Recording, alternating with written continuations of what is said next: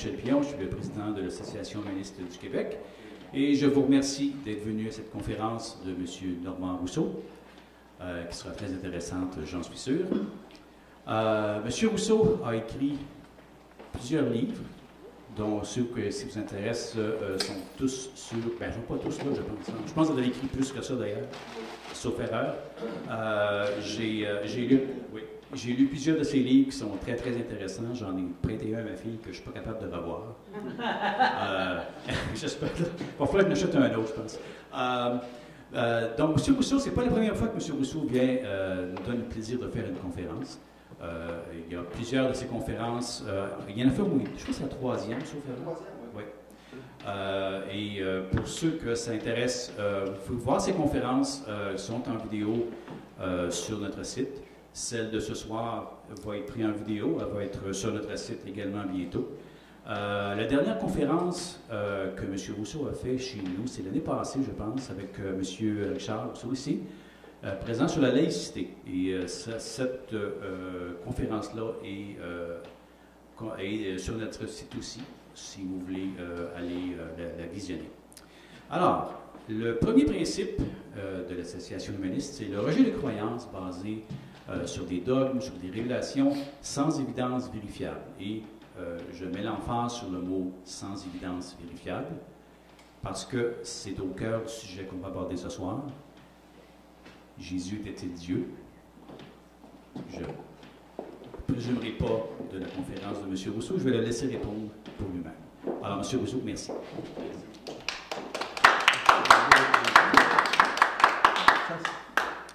Bonsoir tout le monde. Ce soir, vous allez entendre parler de Jésus comme vous n'en avez jamais entendu parler. Je suis certain de ça, je le garantis. Ou argent remis. Alors, nous sommes tous des humanistes. Je ne suis pas là ce soir pour vous convaincre que Jésus n'était pas Dieu, mais je pense vous apporter ce soir un argumentaire, ces 10 arguments qui prouvent que Jésus n'était pas Dieu. Alors, comme c'est une démonstration très rigoureuse, je vous demanderai d'avoir la gentillesse de garder vos questions à la fin. Je vais donner toute la conférence et ensuite il y aura une période de questions. Alors, je pense qu'on peut commencer. Alors, le programme, une introduction, et ensuite les 10 arguments commencent. Les titres de Jésus, sa morale, son enseignement, ses miracles, évidemment, sa fausse résurrection. Et l'argument qui tue, Jésus nie sa propre divinité dans les évangiles. Ces 6 arguments-là, ce sont 6 arguments internes aux évangiles. Les 4 arguments qui vont venir, c'est externe. Ça appartient à l'histoire. Alors, la divinité de Jésus est une invention grecque. La divinisation de Jésus est une décision politique. Le dogme de l'incarnation, c'est-à-dire le dogme qui a décidé que Jésus était Dieu. Et le judaïsme et l'islam, ce sont 2 monothéismes qui nient la divinité de Jésus. Et ensuite, nous avons une conclusion. Alors voilà pour l'introduction. Au début des conférences, j'aime toujours faire un lien avec les livres que j'ai déjà publiés parce que dans la Bible immorale, il y a un thème, il y en a 4. Il y a l'esclavage, l'infériorisation de la femme, la violence dans la Bible et le sacrifice humain. Alors, à propos du sacrifice humain, et bien là, je parle de la divinité de Jésus. Dans la Bible démasquée, alors là, j'ai 2 chapitres. Un, c'est Jésus était-il schizophrène? Vous allez me dire, quel sacrilège, monsieur! Non, c'est pas moi qui dis que Jésus est schizophrène. Savez-vous qui? Marie. Marie, lisez dans l'Évangile, Marie et ses frères et ses sœurs le cherchaient parce qu'ils croyaient qu'il avait perdu la raison. Et c'est tout le début de la vie publique de Jésus. Pourquoi? Parce qu'il va dans une synagogue, il lit un passage de la Bible et il dit « Ce que je viens de lire s'accomplit devant vous. » Ça veut dire « Je suis le Messie. » Mais attention, pendant toute la conférence, le mot Messie ne veut pas dire le Messie de l'Église. C'est le Messie juif, le libérateur, celui qui va libérer le peuple juif de l'emprise romaine. C'est ça que ça veut dire le Messie. Et quand Pierre dit « tu es le Messie », c'est ça qu'il veut dire. Il ne veut pas dire que c'est le Messie sauveur du monde. Ça, c'est arrivé bien après, on va l'expliquer. Alors, il y a ensuite, dans la Bible démasquée, j'ai justement un chapitre qui s'appelle « Jésus était-il Dieu ». J'en ai 75 pages. Et 25 pages à peu près pour « Jésus était-il schizophrène ». Alors, c'est vraiment le livre qui parle le plus de Jésus, de la divinité de Jésus. Il y a un troisième tome, parce que vous savez qu'un auteur rêve toujours de faire une trilogie. Alors, il y a un troisième tome qui va paraître à l'automne et qui s'appelle « Le procès de la Bible ». Le procès de la Bible, c'est un livre que je pense très original. J'ai fouillé partout pour voir si ça existait. Pendant 40 ans, j'ai ramassé des passages de défenseurs de la Bible, ceux que j'appelle les défenseur de la Bible. C'est-à-dire, vous prenez n'importe quel miracle de Moïse ou de Josué, et eux, ils essaient de le justifier. Même si c'est des massacres, même si Josué fait 31 génocides, ils essaient de justifier ça. Et il y a ceux qui accusent la Bible, qui disent, comme moi, par exemple, je suis un accusateur de la Bible, je dis la Bible est immorale, il y a des génocides dans la Bible, ça n'a pas de bon sens. Alors, j'ai eu l'idée de faire rencontrer ces deux groupes-là dans un procès. Et ça se déroule comme un vrai procès. Il y a un juge, il y a un avocat de l'accusation qui accuse la Bible, un avocat qui défend la Bible, et là, chaque argument est pris chez tous ces défenseurs-là, que ce soit Saint-Augustin, Saint-Thomas d'Aquin, peu importe, ils passent tous jusqu'à Daniel Rob, jusqu'à Chouraki et tout le reste. Et ça fait un livre, je pense, très dynamique qui va paraître. Et dans ce livre-là, j'ai le procès de Jésus qui met encore en cause la divinité de Jésus. Et là, ce n'est pas le procès de Jésus dans la Bible, dans le Nouveau Testament, c'est le procès que je lui fais à Jésus par l'entremise de mon avocat de l'accusation. Alors voilà, cette idée de traiter de la divinité de Jésus m'a toujours obsédé à chaque livre. Et après le procès de la Bible, alors là, j'ai dit, il faut que j'en finisse avec cette histoire-là. Et là, j'ai écrit un nouveau livre, Monsieur Jésus. Monsieur Jésus, c'est un manuscrit qui est envoyé actuellement à des éditeurs en France. Je ne sais pas si ça va être publié. C'est un livre, la conférence que je vous donne, c'est Monsieur Jésus. Le 100 pages que j'avais dans la Bible démasquée devient 340 pages. Alors là, j'explore, et vous avez vu avec les 10 arguments, j'explore toutes les facettes de la divinité de Jésus. Alors, malheureusement, évidemment, si vous lisez ce livre-là, c'est 10-12 heures de lecture, hein, c'est 500 pages en tout. Alors, dans une conférence d'une heure et demie, je ne peux pas vous donner tout ce qu'il y a dans mon livre.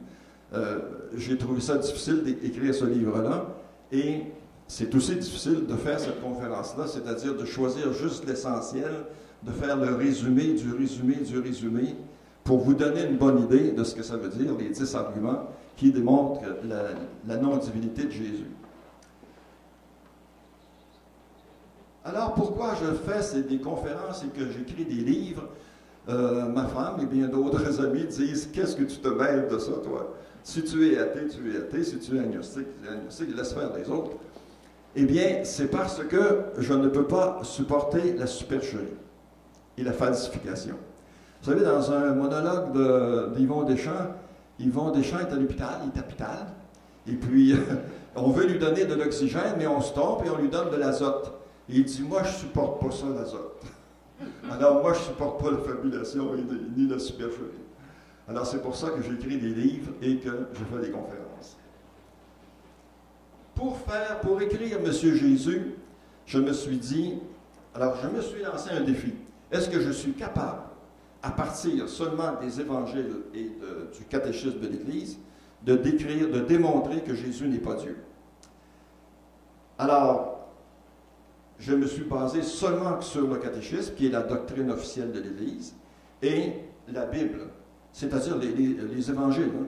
je joue sur le terrain de l'Église, dans la cour de l'Église. Je ne veux pas aller chercher les manuscrits de la mer morte ou les livres apocryphes et tout. Non, je reste en ligne avec l'Église et je fais une lecture critique des textes de la Bible et du catéchisme. Alors, le Jésus dont je parle, c'est un Jésus de papy. Hein? Personne d'entre nous n'avons connu Jésus. On n'a pas connu Napoléon non plus. Tous les souvenirs de l'histoire, c'est du papier. On se fie à ce papier-là. J'ai déjà donné une conférence et quelqu'un dans la salle me dit, vous savez très bien qu'on ne peut pas se fier à ce qu'on dit dans les évangiles, à ce que dit Jésus. Oui, on peut se fier. Je sais ce qu'il voulait dire, là, avec toutes les recherches, là, comment est-ce que les évangiles ont été écrits, copiés, recopiés, tout le reste, je sais ce qu'il voulait dire. Mais moi, je me base sur le terrain de l'Église. L'Église me dit, ces 4 textes-là, qui sont dans la Bible, c'est les 4 textes de la révélation de Jésus. Alors, je prends les textes et je les lis tels quels. Et là, cet exercice-là est très difficile à faire. Si vous êtes d'origine chrétienne, moi je suis d'origine catholique comme vous tous, j'ai même été frère d'école chrétienne pendant un certain temps, alors c'est vous dire que je viens de loin. Alors, ce qui est le plus difficile, c'est pas de faire des recherches, c'est pas d'écrire un livre, c'est d'oublier tout ce qu'on nous a enseigné. Alors moi je me suis dit, pour faire une lecture vraiment critique des textes, il faut que je me mette dans la peau d'un extraterrestre. Un extraterrestre qui n'a jamais entendu parler de Jésus, qui n'a jamais lu les évangiles et qui les lit pour la première fois et il peut dire ce qu'il veut comme remarque parce qu'il n'a pas eu le lavage de cerveau de sa jeunesse. Moi, quand on emploie le mot lavage de cerveau, là, je ne l'aime pas parce que ça vient des communistes.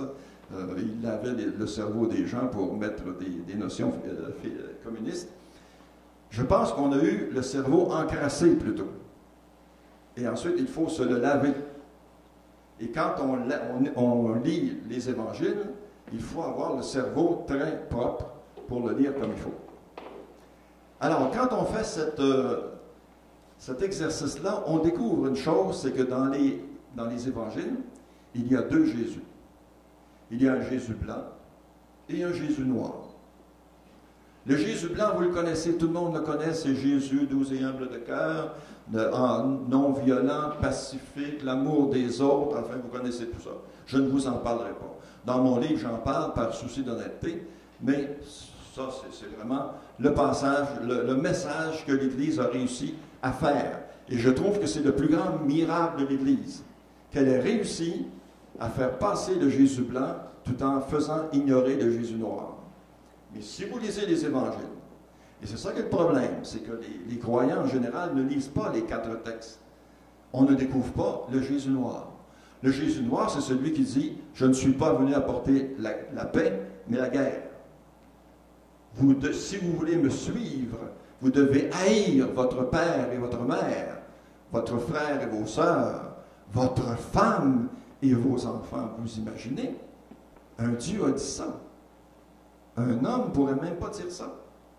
C'est le Jésus qui dit, si vous me reniez devant les hommes, je vais vous renier devant le Père. Oh!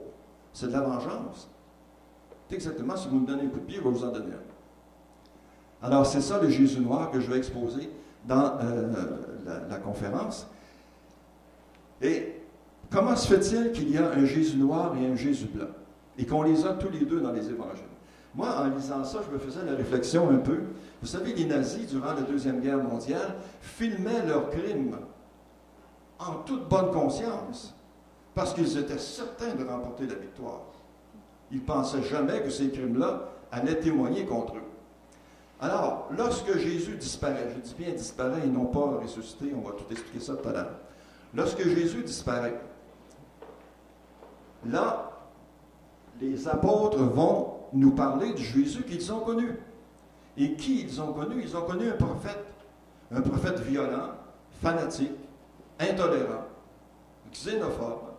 On va voir tout ça dans la conférence. Et pour eux autres, un prophète comme ça, c'était tout à fait normal. Lisez les autres prophètes, lisez Isaïe, Jérémie, Ézéchiel, ils disent tous, Ah, Dieu, il y avait extermine toutes les nations. C'est ça, les prophètes.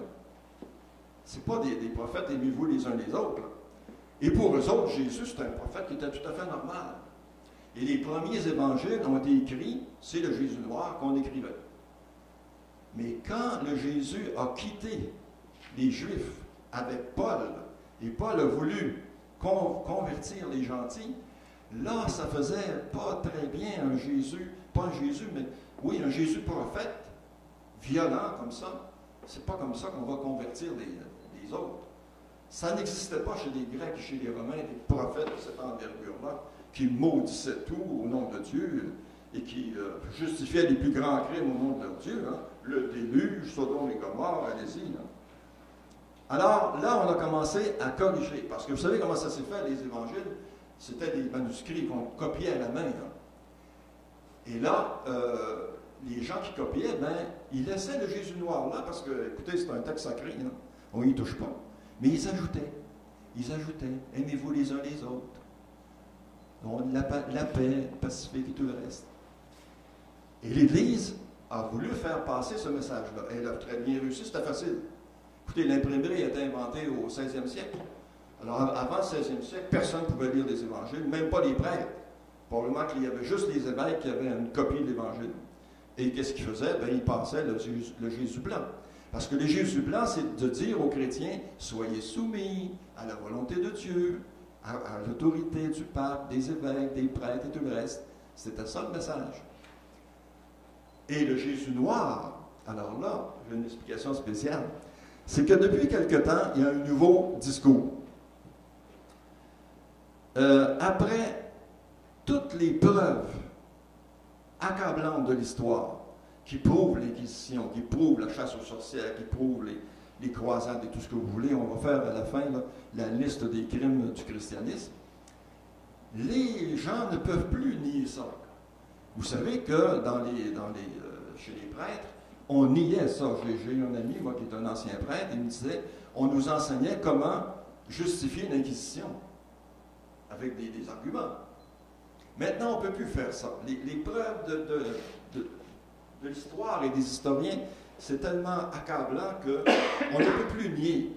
Et surtout, depuis que Jean-Paul II a demandé pardon pour les péchés et les crimes de l'Église, 200 fois pardon.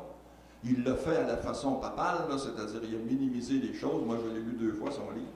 Il dit toujours qu'il faut faire attention. À l'époque, les gens étaient de bonne foi. Ils faisaient brûler les gens, mais ils étaient de bonne foi.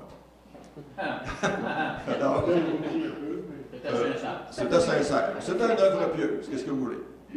Alors, depuis ce temps-là, il y a un nouveau discours. Le discours est celui-ci. D'accord, l'Église a trahi le message de Jésus. L'Église a trahi le message de Jésus. Il faut revenir à l'Évangile. Il faut revenir à la source. Moi, je leur dis, surtout ne faites pas ça. Si les gens se mettent à lire les Évangiles comme il faut, là, oh, le Jésus noir est dans les Évangiles. Et l'Église a toujours été fidèle au Jésus noir. L'Inquisition est dans l'Évangile. La chasse aux sorcières est dans l'Évangile. Les guerres de religion sont dans les Évangiles. Tout est là, l'antisémitisme. Jésus dit aux Juifs, votre père, c'est le diable. Est-ce qu'on peut avoir plus grand antisémite? Hein? Jésus dit, votre père, c'est le diable. Alors, vous avez par exemple un type comme Frédéric Lenoir qui tient ce discours-là. Il faut revenir aux Évangiles. L'Église a trahi le... Non, l'Église n'a pas trahi les Évangiles. Le Jésus noir est dans les Évangiles et on va le voir tout de suite.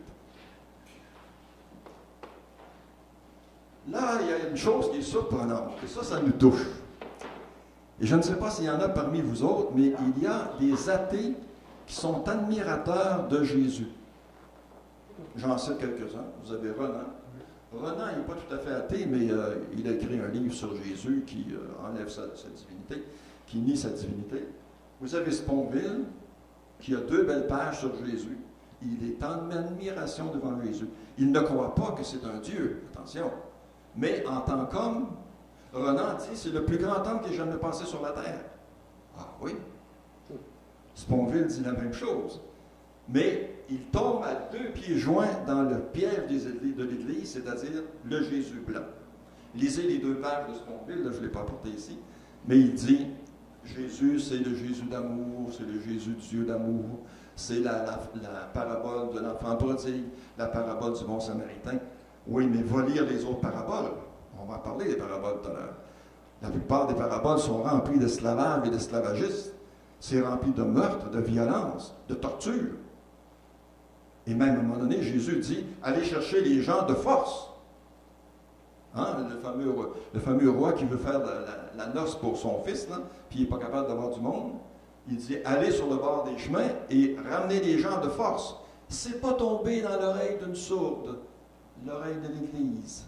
Allez chercher les gens de force.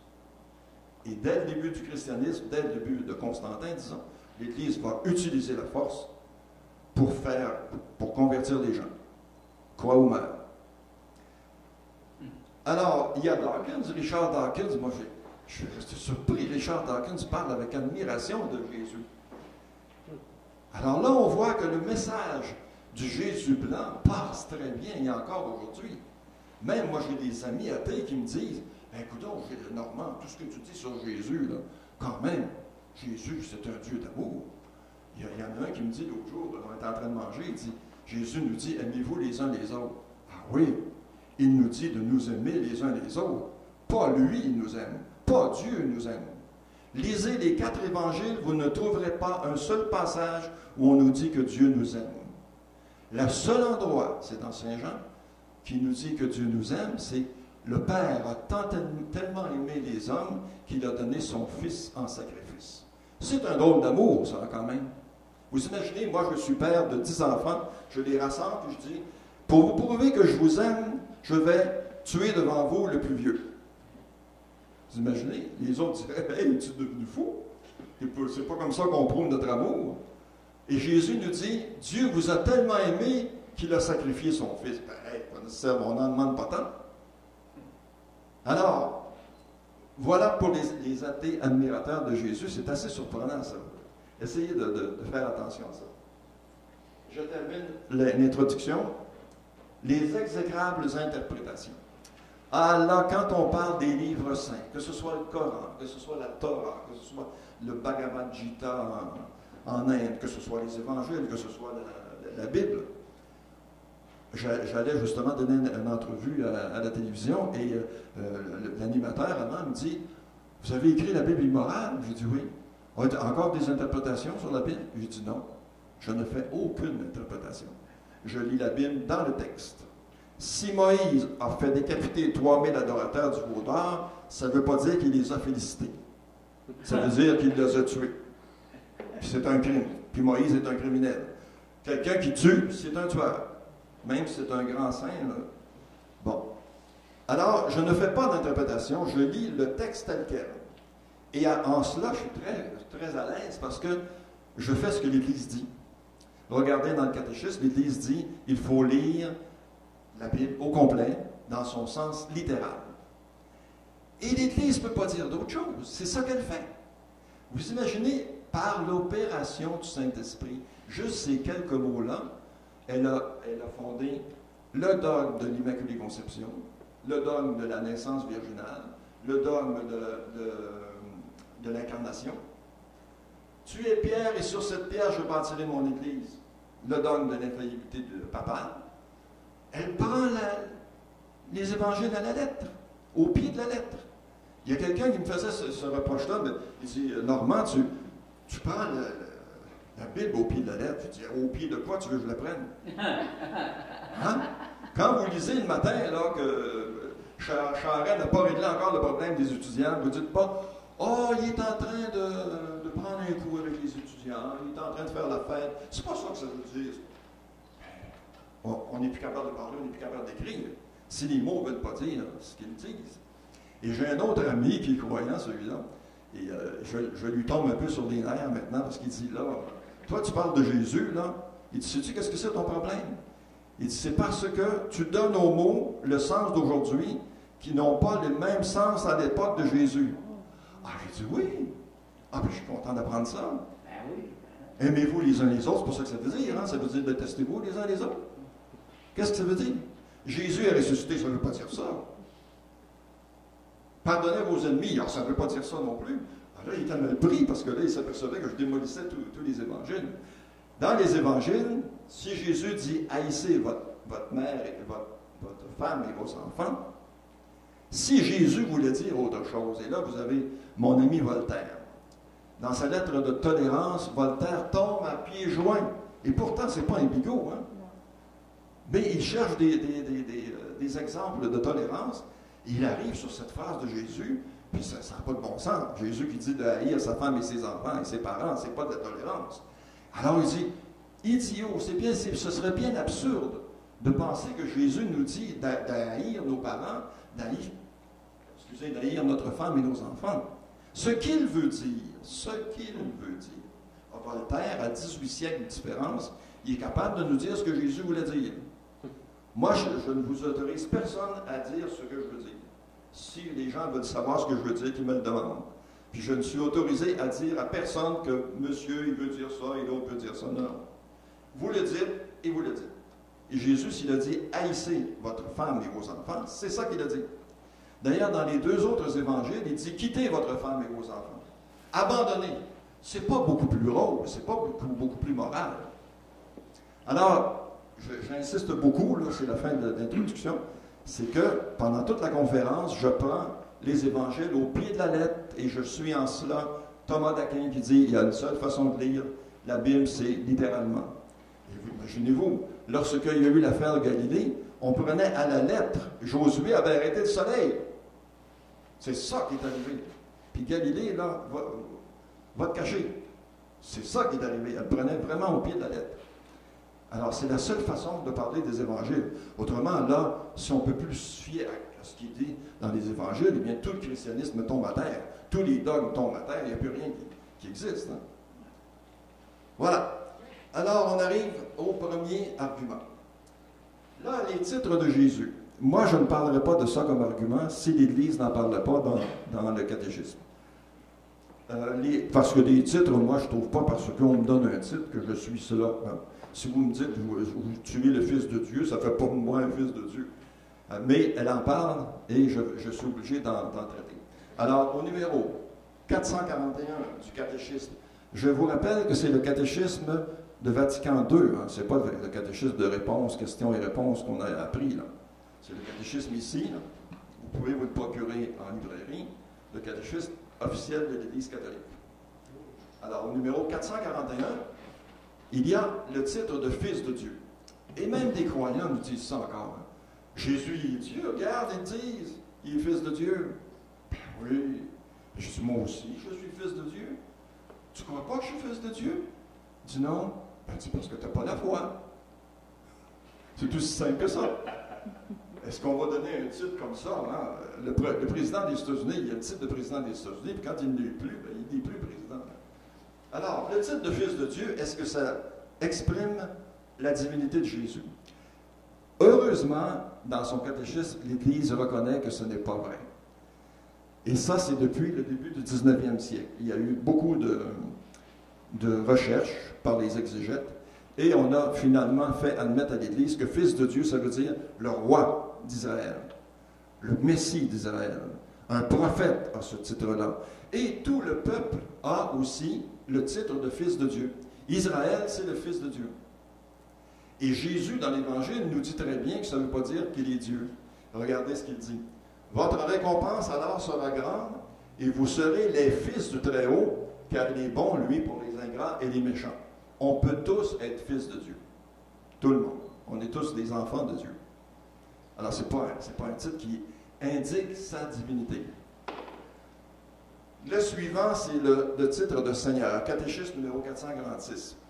Là, l'Église dit que Jésus est Dieu parce qu'on lui donne le titre de Seigneur.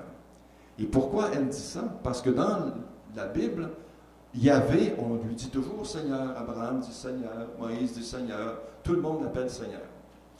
Sauf que dans l'Évangile, on a souvent des réponses à tout. Dans l'Évangile, on a la réponse que Seigneur, ça ne veut pas dire Dieu. Les grands prêtres et les pharisiens se rendirent encore chez Pilate et lui dirent Seigneur. Ils appellent Pilate Seigneur. Vous vous rappelez, ça c'est après la mort de Jésus, là.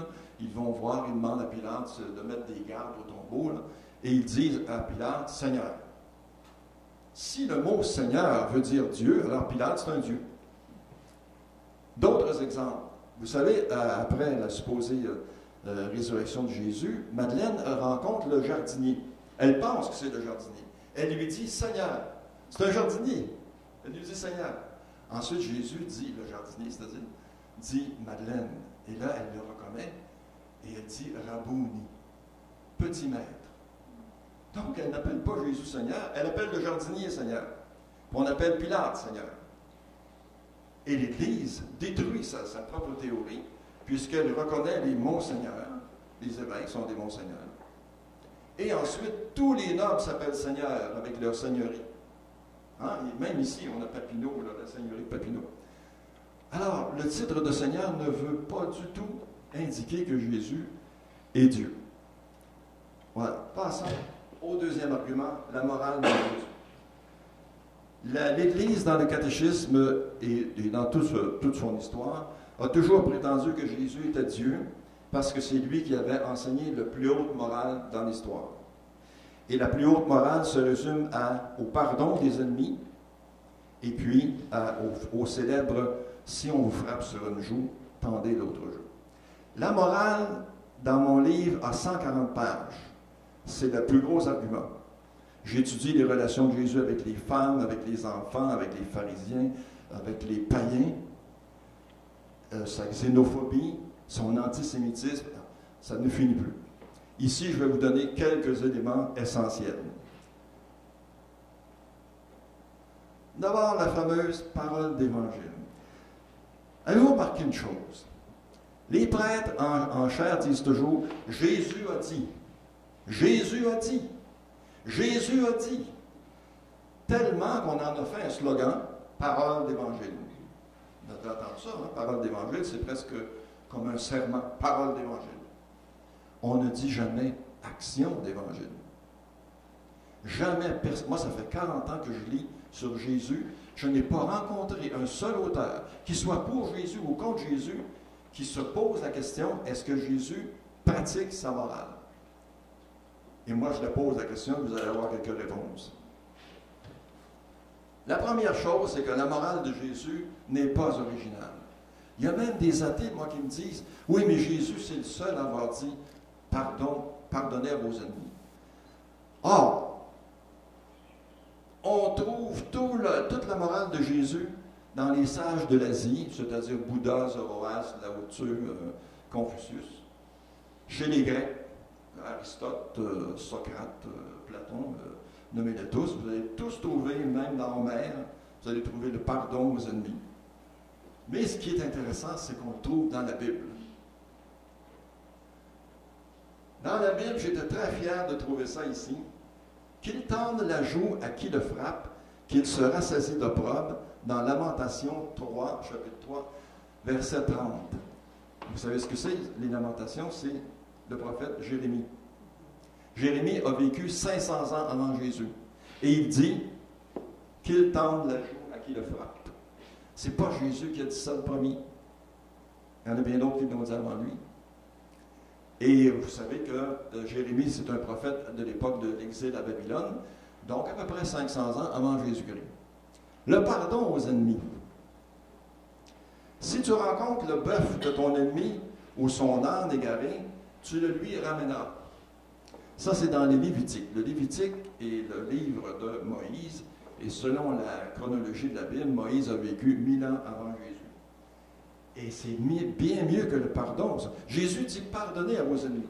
On vous a dit « Aimez votre prochain comme vous-même », et moi je vous dis « Pardonnez à vos ennemis ». Mais pardonner, ça peut être juste des paroles. Vous dites à votre ennemi, bon, ça y est, je t'ai pardonné, je t'ai assez bu, je t'ai pardonné, bon, ça va pas. Mais ici, on demande de poser un geste. Ramène le bœuf ou l'âne à ton ennemi. Ça, c'est un geste. Et Zoroastre, 700 ans avant Jésus, disait, rends le bien pour le mal. Ce qui est le plus beau pardon qu'on puisse faire aux ennemis. Alors, la première idée, c'est la morale de Jésus n'est pas originale. Je vous donne juste quelques exemples. Jésus ne pratique pas sa morale. Alors là, on a des moyens de surprise. À ces mots, l'un des gardes qui se tenait à lui, là, lui donna une gifle. Quand Jésus dit, si on vous frappe sur une joue, tendez l'autre joue.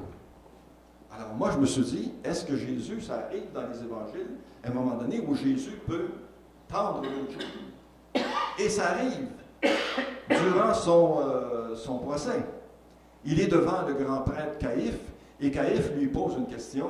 Tu as dit que tu démolirais le temple en 3 jours, tu démolirais le temple et tu le rebâtirais en 3 jours. Est-ce que c'est vrai? Et Jésus a une réponse, il faut bien l'admettre, insolente. Il dit, pourquoi me poses-tu cette question? Demande-le à ceux qui m'ont écouté.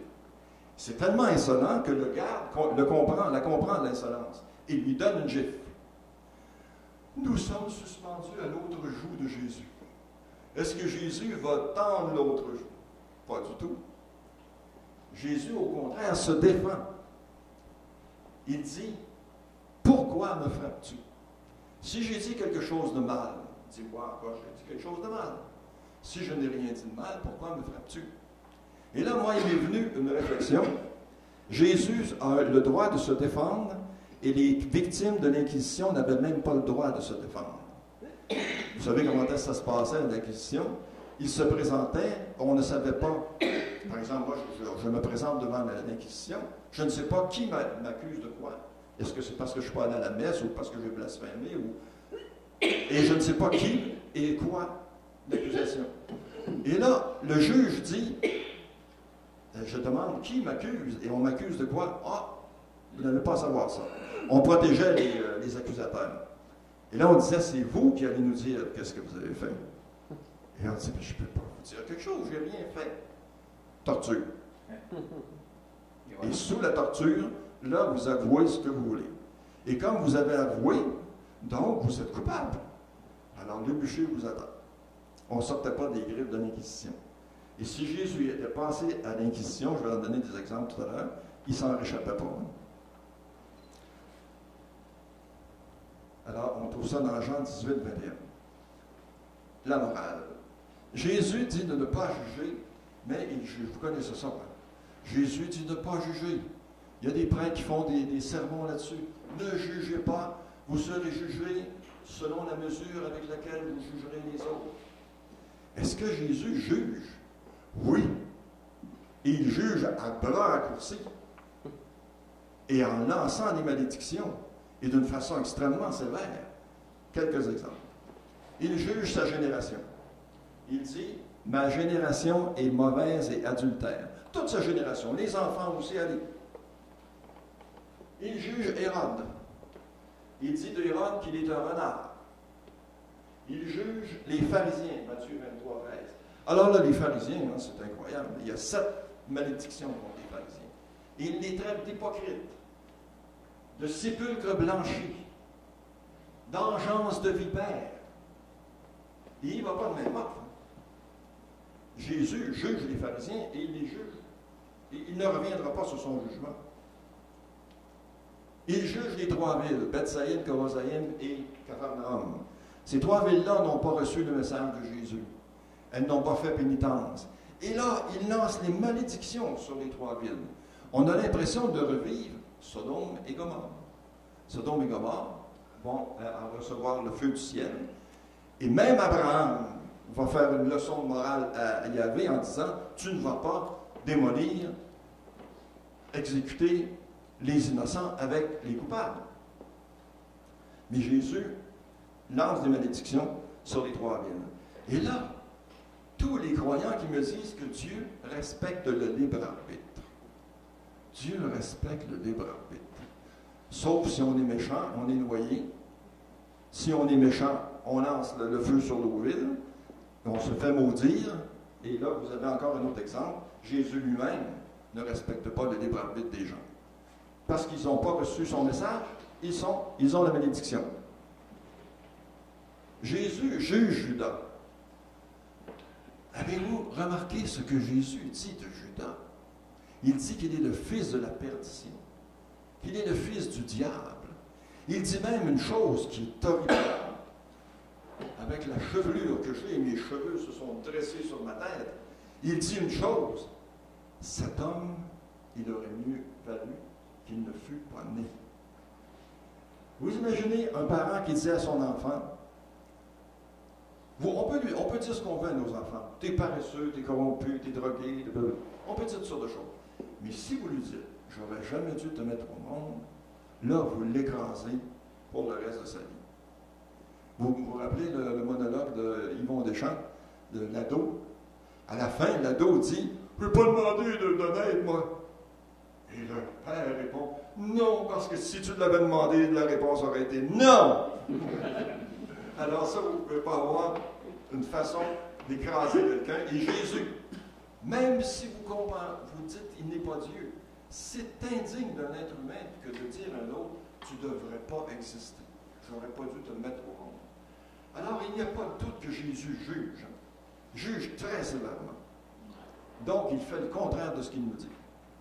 Et je n'ai jamais entendu un sermon d'un prêtre qui disait ce que je viens de dire. Jésus pratique la violence. Alors, le message de l'Église, c'est Jésus, c'est la non-violence. Même Gandhi s'est fait prendre. Il y a des Britanniques qui lui ont dit, tu sais, Jésus, c'est l'apôtre de la non-violence. Et Gandhi, qui est l'apôtre de la non-violence, il était content d'apprendre ça. Il a dit, on est deux, là. Non, Gandhi n'avait pas lu les évangiles. Je vais vous démonter le mécanisme par lequel l'Église a falsifié le message évangélique. Surveillez bien ça. À son arrestation, Matthieu 26, 24, vous vous rappelez de ça très bien.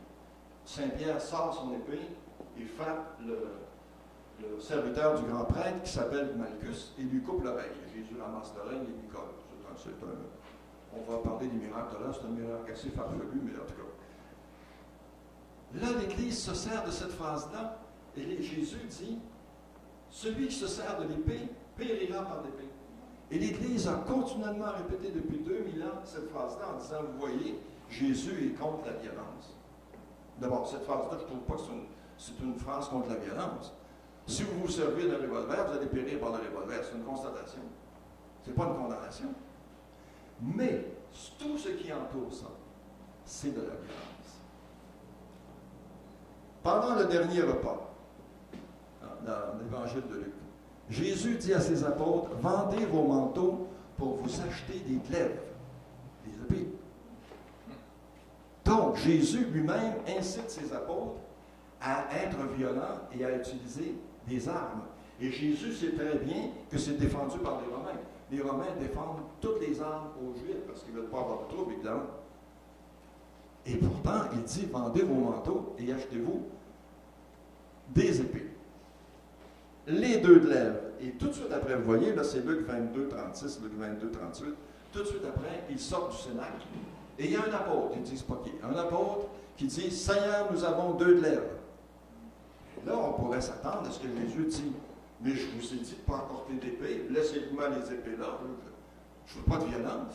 Non. Qu'est-ce que Jésus répond? C'est assez. Nous avons deux glaives, c'est assez. Et les deux glaives, mais Saint-Pierre en a un là-dessus. On va le voir. La cohorte renversée. Lorsque Pierre a donné son coup d'épée et tout le reste, Jésus va dire, pourquoi vous êtes venus m'arrêter en pleine nuit? Et on sait pourquoi, parce que les pharisiens avaient toujours peur d'arrêter Jésus, parce qu'ils avaient peur d'une émeute. Pas parce qu'il y avait des étudiants là, c'est parce que les gens aimaient Jésus et auraient dit, pourquoi vous l'arrêtez? On ne veut pas ça. Alors, ils ont entendu la nuit. Ils ont entendu que Judas les conduise à Jésus. Et là, Jésus leur dit, pourquoi vous n'êtes pas venus m'arrêter dans le temple? Et à ce moment-là, la cohorte tombe sur le dos. Là, vous allez me dire, c'est peut-être une coïncidence, tout le monde a reculé, s'est enfargé, mais je ne pense pas. On a l'impression que Jésus fait ici un miracle maléfique, un miracle violent. C'est sa parole qui renverse les gens. D'ailleurs, exactement comme au chemin de Damas. Le chemin de Damas, la parole de Jésus renverse Paul. Il rend Paul aveugle. On va parler des miracles. C'est très intéressant, les miracles. Alors voilà, je viens de démontrer devant vous comment est-ce qu'on peut se servir d'une parole et oublier toute la violence qui est autour. Et faire passer ça pour de la non-violence. La conduite de Jésus est immorale. Alors là, c'est encore pire. Hein? Non seulement Jésus ne pratique pas sa morale, mais il pose des gestes immoraux et des phrases immorales. Des phrases immorales, vous en connaissez quelques-unes, là. Des gestes immoraux. Il va faire des profanations. Le temple d'abord. Il chasse les vendeurs du temple. Alors là aussi, vous avez, l'Église a toujours falsifié ce passage-là. Elle dit que Jésus a fait une sainte colère. Imaginez-vous si c'était Judas qui avait fait ça. Est-ce que l'Église aurait dit « Oh, Judas fait une sainte colère » ? L'Église dit dans l'Évangile de Jean que c'est la purification du temple. La purification du temple. Jésus prend un fouet et se met à frapper les vendeurs. D'abord, il se trompe de cible. Les vendeurs, c'est des pauvres diables qui gagnent leur vie comme tout le monde. Ils vendent des animaux pour les sacrifices. Les responsables, c'est les prêtres sadducéens. C'est un message des prêtres sadducéens. Alors, les prêtres sadducéens, c'est eux qui permettent les sacrifices d'animaux. Et ils s'enrichissent avec ça. On a retrouvé, les archéologues ont retrouvé autour de Jérusalem des ruines de villas de prêtres sadducéens, des ruines qui indiquent que c'était des maisons très riches, très grandes, très fastueuses. Alors, mais Jésus, vous imaginez, Jésus, au Moyen-Âge, entre dans la cathédrale de Paris. Il voit des vendeurs de reliques, des vendeurs de statuettes, des vendeurs de chapelets. Il prend un fouet, il commence à frapper dessus. Qu'aurait fait, en supposant qu'il ne savait pas que c'était Jésus, Dieu, là, c'était Jésus tout simplement un homme, il l'aurait fait arrêter, il l'aurait fait brûler. Moi, quand je suis allé au Vatican, je ne sais pas si vous êtes déjà allé au Vatican, je suis entré dans le plus beau temple qui existe sur la terre. Moi, les temples, ça me fascine. J'ai vu tous les temples de l'Égypte et de partout, même le Borobudur en Indonésie. Alors, j'arrive dans ce temple-là et je vois des hommes et des femmes qui vendent des statuettes, des papes, qui vendent des photos des papes et tout le reste, des chapelets. Et là, ça m'a traversé l'idée, je ne sais pas pourquoi.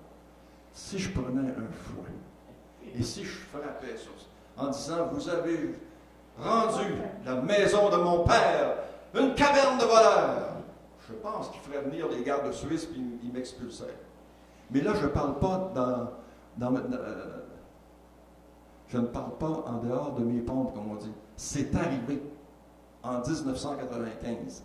Une féministe qui s'appelait Baker, américaine, elle a dit, je fais un coup d'éclat, c'était une féministe, alors elle entre au Vatican, ils étaient en train de dire une messe, elle monte à l'hôtel, elle commence à dire la messe avec les prêtres. Ils l'ont sorti, hein? Ils l'ont sorti. Vous trouverez ça dans le livre Les péchés du Vatican. Ils l'ont sorti, Manu Militari. Mais là, quand c'est Jésus, Jésus, il n'a pas de problème, il peut faire ce qu'il veut. Et Jésus ne fait pas du tout ce qu'il aurait dû faire dans le temple. Le temple était un temple où on pratiquait la discrimination et le racisme. La première, si vous êtes allé en Égypte, là, le temple était sur le modèle des temples d'Égyptiens. Première cour, les femmes, les esclaves et les étrangers. Deuxième cour, les hommes. Troisième cour, les prêtres. Quatrième cour, le Saint des Saints, le grand prêtre et le roi. On n'avait pas le droit. Traverser d'une cour à l'autre, c'était la peine de mort. On a encore des reliquats de ça dans nos églises. La balustrade, là, sépare les prêtres du peuple. Et si vous allez dans le milieu orthodoxe, alors là, c'est encore pire, c'est tout un mur, l'iconostase. Et si une femme traverse l'iconostase, ils sont obligés de vider l'église et de la purifier. Ah oui? Ouais. Ouais, on me l'a dit, je suis allé en Russie, puis on m'a conté ces choses-là. Alors, c'est une véritable profanation que Jésus fait quand il chasse les vendeurs du temple. Jésus va aussi violer les règles du sabbat. Alors là, l'Église a toujours falsifié ce passage-là. Ces passages. Elle dit, les pharisiens ont fait 613 commandements autour de la loi de Moïse, et Jésus fait juste nettoyer ça, là, parce que c'est pas la loi de Moïse. Ah non, allez voir le texte de Moïse. Le jour du sabbat, il y a un juif qui ramasse du bois et Moïse le fait lapider à mort. Ensuite, il y a un autre qui blasphème, Moïse le fait lapider à mort. C'est pas des inventions de pharisiens, ça. C'est la loi de Moïse. Et quand vous pensez à la loi de Moïse, là, si vous prenez la doctrine de l'Église, l'Église dit que toute la Bible est inspirée par Dieu.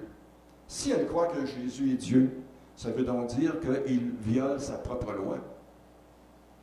Et Jésus est crucifié et condamné en vertu de sa propre loi. Parce qu'on va lui dire ensuite, à la remise des péchés, tu as blasphémé. Seul Dieu peut remettre les péchés. Jésus est un blasphémateur. Et s'il avait fait face à Moïse, Moïse l'aurait fait lapider. Moïse fait lapider les blasphémateurs.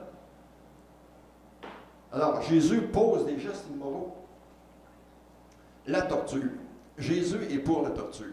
C'est dans la parabole du débiteur impitoyable. Je donne toutes les références. Alors, dans le débiteur impitoyable, le maître remet la dette à son débiteur et le débiteur, lui, s'en va frapper celui qui lui doit quelque chose. Alors, le maître n'est pas content, il dit, viens ici, toi là. Tu n'as pas été capable de remettre la dette à l'autre. Moi, je vais te livrer au tortionnaire. Jésus approuve la torture. Jésus ne dit pas à ce moment-là, ah, il l'a livré au tortionnaire, mais il ne faut pas torturer, hein, c'est pas beau. C'est pas beau torturer. Mais la phrase suivante est très claire. Jésus dit, c'est ainsi que mon Père va vous traiter, donc va vous torturer, si vous ne pardonnez pas à votre frère. Et alors, moi, je me fais la réflexion, parce que j'ai toujours ma méthode critique. Est-ce que Jésus fait ce qu'il dit? Jésus n'a jamais pardonné à Judas. Donc, Jésus va être torturé par le Père. Comprenez-vous? Et là, j'ai une de mes découvertes qui m'a fait beaucoup de plaisir, qui m'a surpris, qui m'a horrifié même. Vous savez, quand on parle de l'Évangile, tous les auteurs, les prêtres, les évêques, tout le reste, ils ne se demandent jamais de quoi Jésus ne parle pas. Ils s'occupent toujours de ce que Jésus dit. Par exemple, moi je me dis, est-ce que Jésus nous parle de la démocratie? Non. Pourtant, les Grecs l'ont inventé 6 siècles avant. S'il est Dieu, il doit connaître ça. Périclès l'a inventé. Est-ce que Jésus nous parle de l'égalité de la femme et de l'homme? Jamais. Il ne dit pas, bienheureux ceux qui considèrent leur femme comme égale. Jamais. Et surtout, il ne condamne pas l'esclavage. Jamais vous allez avoir malheur à ceux qui ont des esclaves, heureux ceux qui libèrent leurs esclaves. Mais ce qui est pire, c'est que Jésus accepte l'esclavage. Vous savez, dans l'Évangile, quand on dit serviteur, ça veut dire esclave. Aux noces de Cana, quand il dit aux serviteurs remplissez ses cruches, eh bien, il parle à des esclaves, en maître, esclavagiste. Lorsque le centurion romain lui envoie un messager, un serviteur, donc un esclave, lui dire « J'ai un serviteur qui est malade, je ne suis pas digne que tu viennes dans ma maison, mais dis seulement une parole et mon serviteur sera guéri. » Et Jésus dit « Je n'ai jamais vu une telle foi en Israël. » Jésus est en train de féliciter un païen, un Romain, il est en train de féliciter un esclavagiste, puisqu'il a des serviteurs. Et dans un évangile, le serviteur, c'est un enfant. Et Jésus ne dit pas, il est indigne de réduire des enfants en esclavage. Libère ton esclave et je le guérirai. Non. Il accepte l'esclavage tout bonnement, comme tous les Juifs de son époque. Ce seul exemple-là montre que ce n'est pas Dieu. Mais le pire, en Jean 15, Jésus traite ses apôtres comme des esclaves. Moi, j'avais lu 100 fois ce passage-là et je n'avais jamais compris ce que Jésus disait. Jésus, au cours du repas eucharistique, dans Jean, il dit « Jusqu'ici, je vous ai appelé serviteur. Maintenant, je vais vous appeler ami. » Qu'est-ce qu'il est en train de nous dire là? Jusqu'ici, je vous ai appelé esclave. Maintenant, je vous appelle ami. C'est-à-dire que Jésus, qu'est-ce qu'il fait là? Il libère ses esclaves. Il affranchit ses apôtres.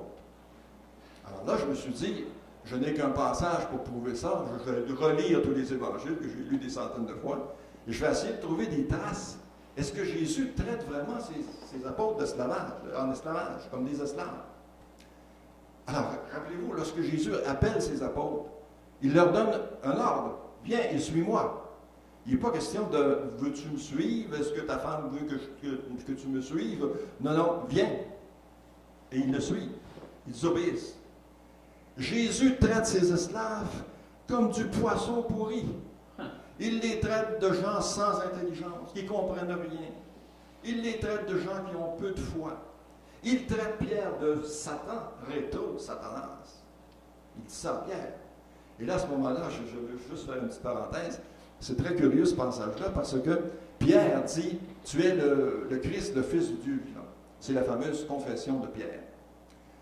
Et là, Jésus dit « Cette révélation-là te vient de mon Père, ce n'est pas de la chair, ça ne vient pas de la chair. » Et tout de suite après, lorsque Jésus dit « On va m'arrêter, on va me faire souffrir, on va me tuer », et là Pierre dit « Jamais, Seigneur, moi je vais te défendre. » Et là, Jésus le prend mal. Il dit « Rétro, Satanas. » Ça veut dire qu'en quelques secondes, Pierre a été inspiré par Dieu, puis ensuite par Satan. C'est incroyable. Et en plus, ben, je vous ai dit ce qu'il dit de Judas. Mieux valu que cet homme ne soit pas né. Donc, on a la preuve que Jésus a toujours traité ses apôtres comme des esclaves. Et c'était normal. C'était normal. Les prophètes avaient des esclaves. Si je parlais de relation avec les femmes, c'était normal que les prophètes aient des harems. Et les saintes femmes, on peut penser que c'est le harem de Jésus. Mais là, je ne veux pas entrer là-dedans parce que c'est toute une démonstration qui est longue. Alors, Jésus est esclavagiste. Il défend l'esclavage, il ne interdit pas l'esclavage, il ne le condamne pas, mais il le pratique. Et ça, je n'ai jamais entendu un prêtre ni un pape dire ces choses-là. La peine de mort. Jésus est pour la peine de mort. Alors, quand on débat la peine de mort, là, vous pouvez aller chercher Jésus, lui, il est pour la peine de mort. Il dit, celui qui va scandaliser le plus petit de ses enfants, il vaut mieux lui mettre une pierre de moulin au cou et le jeter à la mer. C'est une forme de peine de mort. Et à ce propos-là, moi, vous imaginez que je pense aux prêtres pédophiles. L'Église a protégé des prêtres pédophiles, donc recèle des criminels. Elle n'a pas aidé les victimes. Elle les a menacés d'excommunication. Trois péchés dans un. Puis le quatrième, c'est qu'elle ne livre pas les prêtres à la justice. Lorsque Cloutier a été accusé par la petite Simard, on l'a arrêté, on l'a mis en prison, on a fait un procès, il a purgé sa peine. Comment se fait-il que quand c'est un prêtre, on ne fait pas ça? Là, on vient de le faire avec Monseigneur Lahaye, là, c'est hier. Alors je me dis, là c'est une blague, mais l'Église, devant les prêtres pédophiles, devrait faire une grosse provision de meules pour les attacher au cou des prêtres. Alors, Jésus, en plus, il est pour la peine de mort. Il dit, celui qui va maudire ses parents, c'est la peine de mort. Et là, vous voyez les contradictions dans l'Évangile. Dans mon livre, je relève toutes les contradictions. D'un côté, Jésus dit, laissez venir à moi les petits-enfants. Donc, Jésus aime les enfants. L'autre, il dit, haïssez votre femme et vos enfants. C'est incroyable. Et puis, cet exemple-là, c'est la même chose. C'est toutes des contradictions de Jésus. Il dit, haïssez votre père et votre mère, mais si vous les haïssez, ça va être la peine de mort. Alors là, on se dit, écoute, même un Dieu ne dirait pas des contradictions comme ça. Même un être humain, c'est contradictoire, ça c'est certain. On fait tous des erreurs, puis on se contredit. Mais à ce point-là, c'est un peu lourd. Jésus ne pardonne pas. Ça, j'ai relu les évangiles plusieurs fois et j'ai cherché à quel endroit Jésus pouvait pardonner. Jésus ne pardonne pas aux pharisiens, jamais, ni à Judas, ni à sa génération, ni aux trois villes. Vous savez, toute la liste que j'ai faite tout à l'heure. Vous allez dire, Jésus pardonne du haut de la croix. Il dit, Père, pardonnez-leur parce qu'ils ne savent ce qu'ils font. Avez-vous remarqué ce qu'il dit? Il ne dit pas, je vous pardonne parce que vous ne savez pas ce que vous faites. Mais il demande au Père de pardonner. Ce n'est pas lui qui pardonne. Et est-ce que le Père va pardonner? C'est le silence au-dessus de la croix. On n'entend pas le Père pardonner. Vous allez me dire, ben oui, mais Dieu, il va pas toujours se manifester. Il s'est manifesté au baptême. Il a dit, voici mon Fils dans lequel j'ai mis toutes mes complaisances. Et il va aussi parler à la transfiguration. Mais là, au-dessus de la croix, il ne parle pas. Moi, à la blague, je dis, lorsque je reçois un refus d'un éditeur, je dis, Père, pardonnez-lui parce qu'il ne sait pas ce qu'il fait. Alors, Jésus ne pardonne jamais. Là, j'ai discuté de ça avec un croyant. Excusez, j'ai discuté de ça avec un croyant. Et ce croyant-là m'a dit, mais oui, Jésus, il pardonne. Il remet les péchés. Ah, c'est pas ça, le pardon. Et au contraire, en remettant les péchés, Jésus nous prouve qu'il n'est pas Dieu. Il partage une superstition de son temps. Remarquez qu'à chaque fois qu'il fait une guérison, il dit « Tes péchés te sont remis ». Qu'est-ce que ça veut dire? Pourquoi? Parce qu'il croyait, comme tous les gens de cette époque-là, que si vous étiez malade, si vous étiez infirme, si vous étiez possédé du démon, c'est parce que vous aviez péché. Il dit la même chose à la femme adultère. Va et ne pêche plus. Jésus ne pardonne pas personnellement. Quelqu'un, par exemple, Judas le trahit. Là, il pourrait lui pardonner. Pierre le renie. Là, il pourrait lui pardonner. Mais quand il pardonne les péchés de quelqu'un, c'est comme un prêtre qui lui donne l'absolution, tout simplement. Ce n'est pas pardonner, c'est remettre les péchés, tout simplement.